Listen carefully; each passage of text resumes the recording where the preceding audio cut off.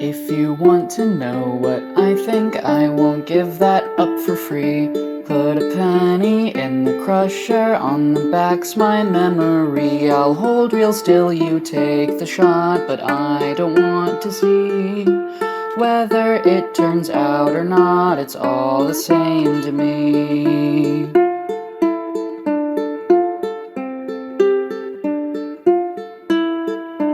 If you want to know how I feel, put me down and walk away. My hands are already bloodied here in bed. I think I'll stay. In dreams I face dread most, mundane when walking down the street. My pounding heart shocks me awake the moment our eyes meet.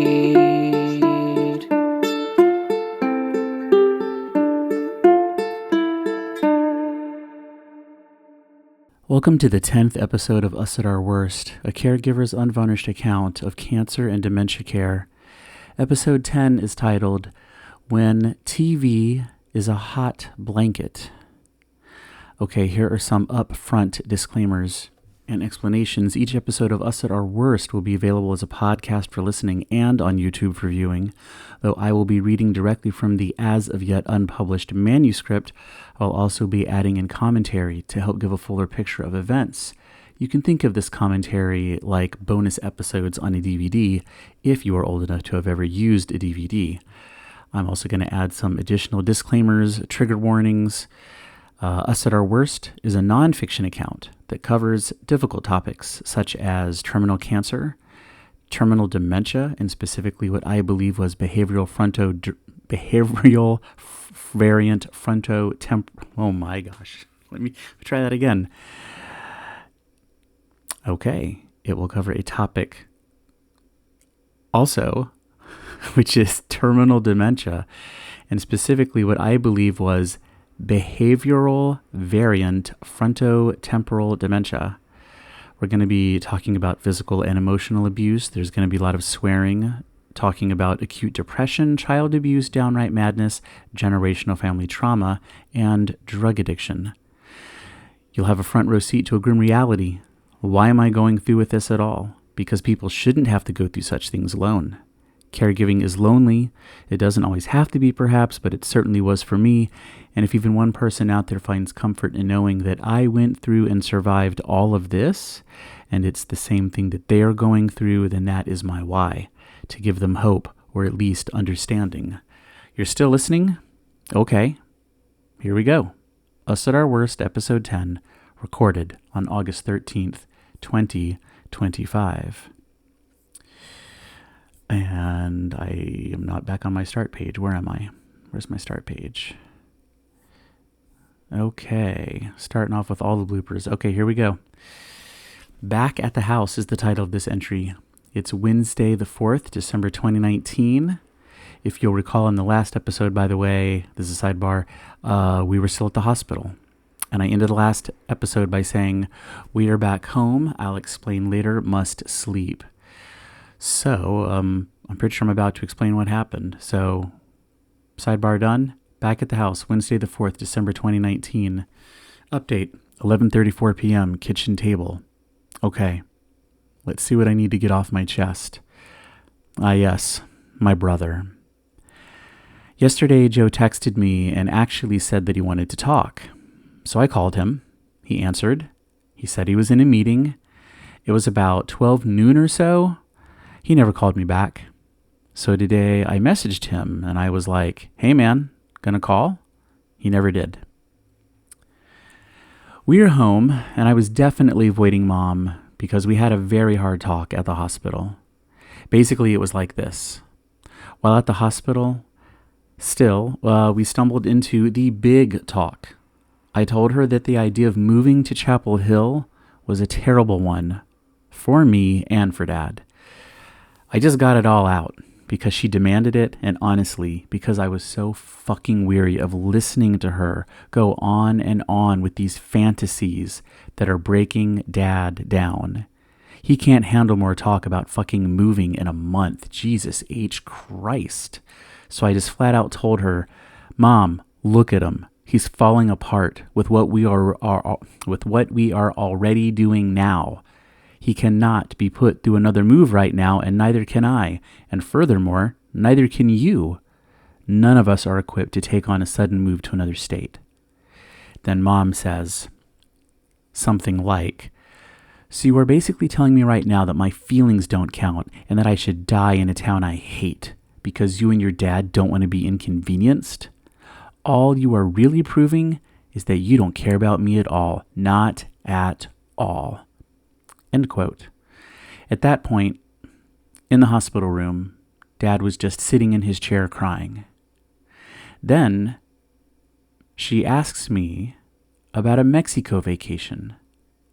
She wants to know my honest thoughts on the likelihood of it working to go to a remote kind of beach village and rent a hotel room on the ocean. It's a fantasy, and I had to say so. As she sits there absorbing the following facts: no move to North Carolina, no vacation to Mexico, a future with dementia, she says, I already knew Mexico was out. I also already knew that something has been wrong with me for a long time now. I've been noticing that I shake and that I have tremors. I've noticed that my chin shakes when my mouth is open. I know it's happening sometimes, but I'm not ready to be assessed. Don't put me through that. Not yet. I just want to do a sidebar here and just say, if you're as surprised by that moment of clarity as I am rereading it, then I can confirm that yes, in that moment, it was very clear-headed of her to say that. And that's how it is, at least with my experience with dementia. You can be talking to someone who doesn't know what day of the week it is. They don't know what show they just watched. They don't know that they just ate a whole meal. And then they can come up and say something like this, where you're just like, this is a window into a clear-headed version of the person I hope is still in there somewhere. And it's so strange when it happens. And then usually when it happens, you dive right in and you try to talk to them and you're like, wait, it's you again. Let's talk. And by the time you do that, usually they're already gone. That's the end of my sidebar. Today I had a real talk with Dad. He talks about how Mom is changing, and in this new way, she is more demanding than ever, and it's wearing him out. He literally says to me, I feel like I am falling apart. I don't know what to do anymore. I feel helpless and powerless. I go over and I hug him, and I tell him that I love him, because that's just true. He says it back, and then when I sit back down, he says, I have no idea what we'd do without you here. When you first told us that it could be this hard, we didn't want to believe you. We were sure we could handle it on our own, but you were right. And I respond, Dad, that's not anything I ever wanted to be right about. Next entry is titled 43 Days, December 5th. It's a Thursday of 2019, time 9:09 p.m., and apparently I was writing at the kitchen table. I start off by saying, I really don't want to write. I want to go to bed early for once in 43 days. So today, my friends, you get lists. And so this is a sidebar here. Apparently, looking forward, I just made a random list of shit instead of writing out complete sentences. So, okay, here's my list. I woke up at 9:17 a.m., shower and shave. Mom and I leave for the hospital at 10 a.m. We arrived at 11:35 a.m. at the hospital. We told the doctor, Mom's main oncologist, to get their shit together and make a Friday appointment happen. We went to the 12 p.m. radiation appointment. They were shocked to hear about our 3.5-day hospital stay. Mom gets radiation at 1:20 instead of 12 noon. They decide to do labs. Mom fails her magnesium test. Normal magnesium is 1.5. She's at 1.0. We go back to radiation, and they ponder keeping us for 5 hours for a magnesium drip IV. Bad news. Radiation can't prescribe IV drips of magnesium. So they call the gynecological oncology unit to get it handled. Bad news. Gynoc won't get back to them. We wait until Mom is flagging and literally has to lay down on a hospital gurney because she's so exhausted. Then, I have to watch my words here. So I name a specific doctor here, but I have to not say her name. So I'll just say, The incredible, beautiful Dr. So-and-so dazzles me with her wit, genuine caring, sense of humor, and fucking brilliant brain. The other doctor in the gynecological oncology unit says mom should just take more Slow Mag. Sidebar, Slow Mag is a digestible magnesium pill that has a slow extended release. At least in my memory, that's how it works. So the doctor just says, take more Slow Mag and we'll likely get IV magnesium on Friday when we come back.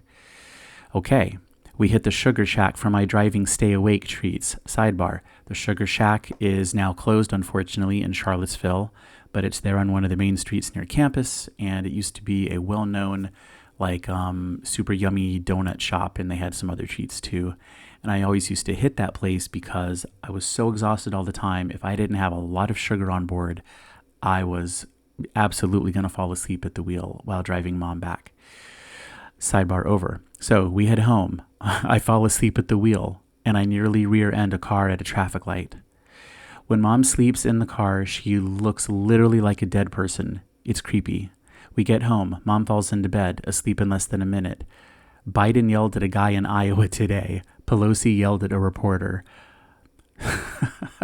Barr's IG didn't find any dirt. Oh, I see. Barr's internal...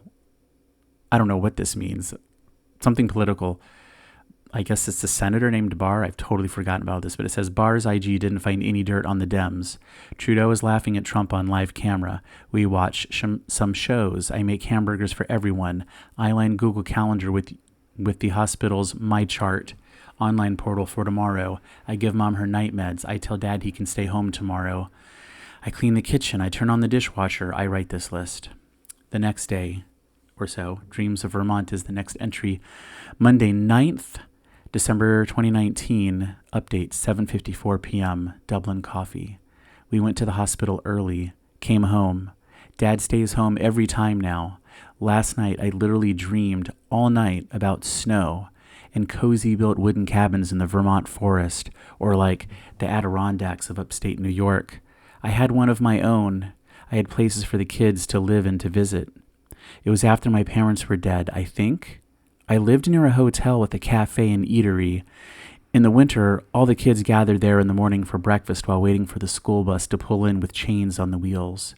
Everyone cross-country skis to get around town. I was happy. I split my own wood to heat my home with an axe. I could wake up and ask myself what I wanted to do that day. I could pursue things I loved. That's the end of me recounting my dream. Now the next paragraph. My kids are gone back to their lives after Thanksgiving here. Tonight I wanted to leave. Mom was going to sleep. I wanted to just leave, to come here to write. It was about 4:30 p.m. But before I left, I told Dad and caught a glance. He has something he wants to say, but I don't want to hear it right now. Okay, we have to do this, don't we? So I put down my stuff and sat down with Dad. He says, oh, yeah, I've been feeling really afraid and like I'm always on the edge of panic. He says he feels he can't handle it all, and he's looking at me like I can repair things. He is seriously depressed, and I don't know what he really needs.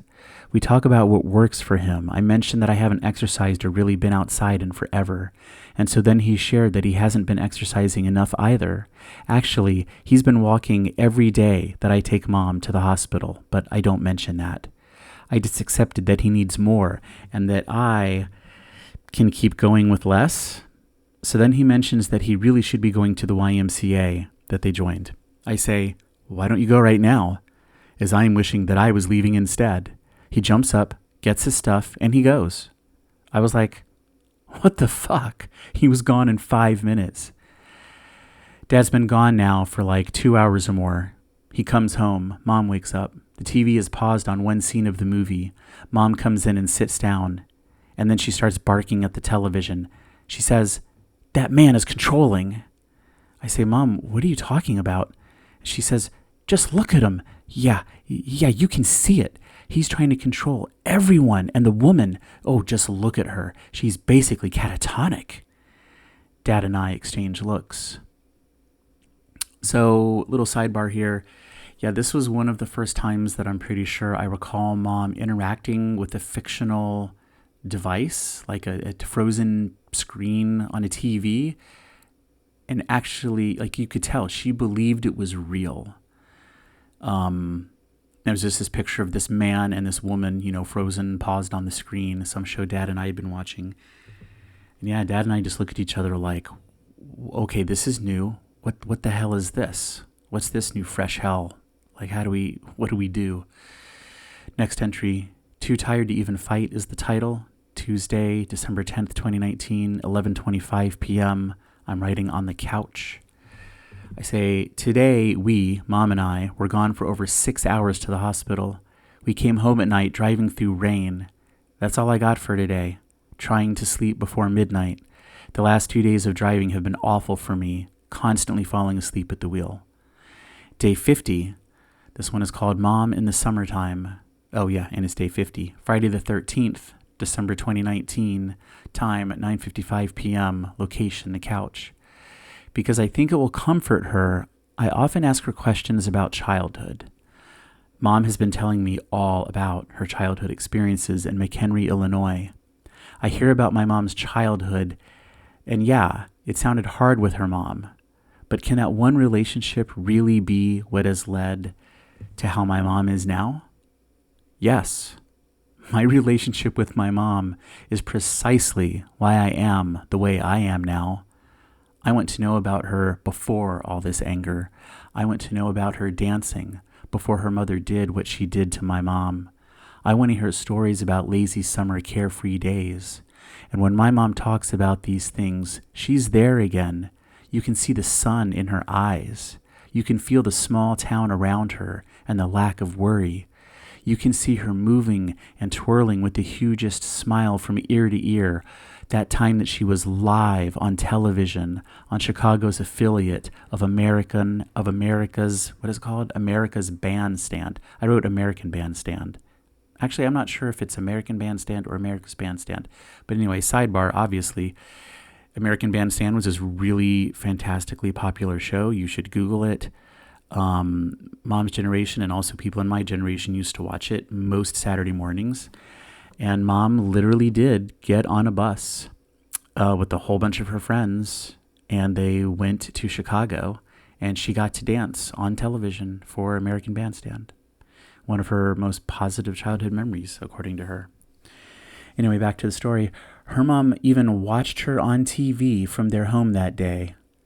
I can see Mom looking out the rented school bus window as her class went to Chicago to a rented out ballroom, literally just to dance the night away in a special place. It's so wild to hear these tales and to see my mom pierce time and travel towards an aspect of her that you've never seen. Because I've never seen my mom unabashedly happy. I've never seen her unreservedly joyous. And fuck, maybe that's most people. It's not me though. God damn. I can play and dance and laugh so hard when I'm not here doing this. Next entry, she echoes. Saturday 14th, December 2019. Update, 12:30 p.m. kitchen table. She talks about them like she's recounting a vacation. Oh, Charlie, my God. The colors, the geography, the landscapes, you should see it. Oh, and the people there, strong people, so smart. Not all of them, some of the people there are just so brilliant. It makes you wish that you were there. That's the end of that quote from Mom.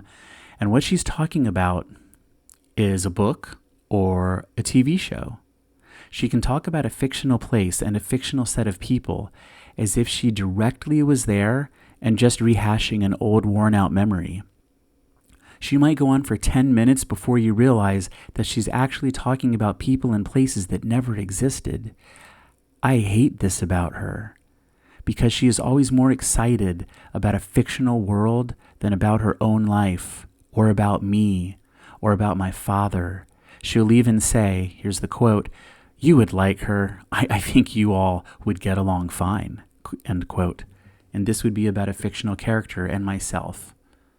This isn't an entirely new behavior. She's been like this my whole life. Now, she's looking out the bedroom window, and you can see her Technicolor Netflix series flashing before her eyes. She's wearing it like a blanket. It's a hot bath.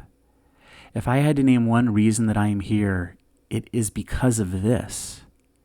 In 1994, I called up Mom to officially forgive all that she had done to me when I was a kid. She argued with me. I was 23 or so. She didn't want forgiveness. Now, listen up. This is important. She said that what she put me through was unforgivable.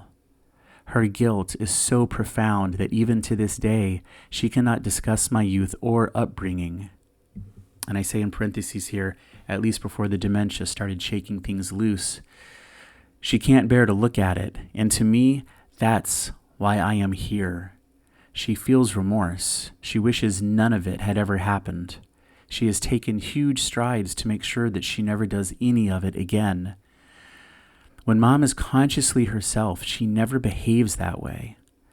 Now, though, I think it is more the dementia making it so that she is losing control over all of it.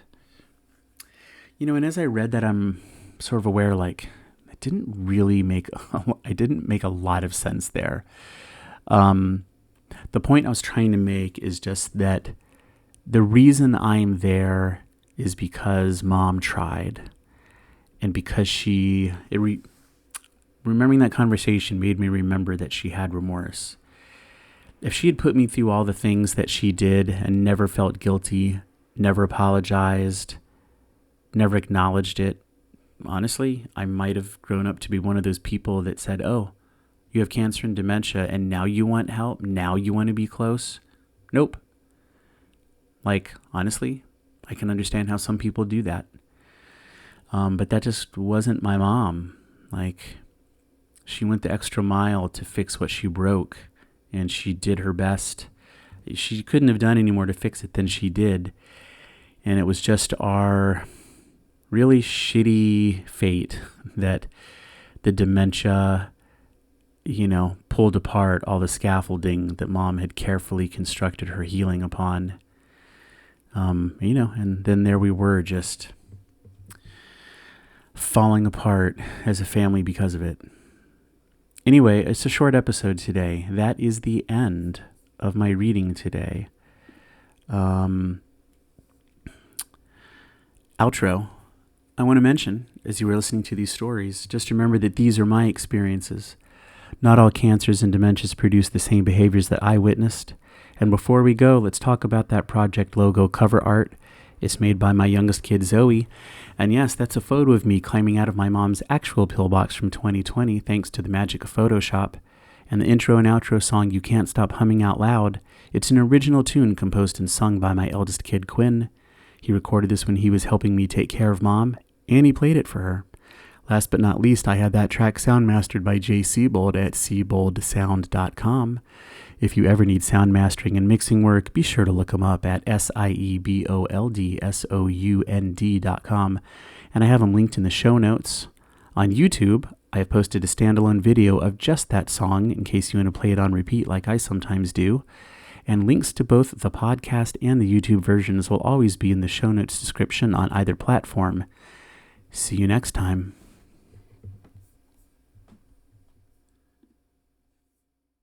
If you want to know what I think, I won't give that up for free. Put a penny in the crusher, on the back's my memory. I'll hold real still, you take the shot, but I don't want to see whether it turns out or not. It's all the same to me.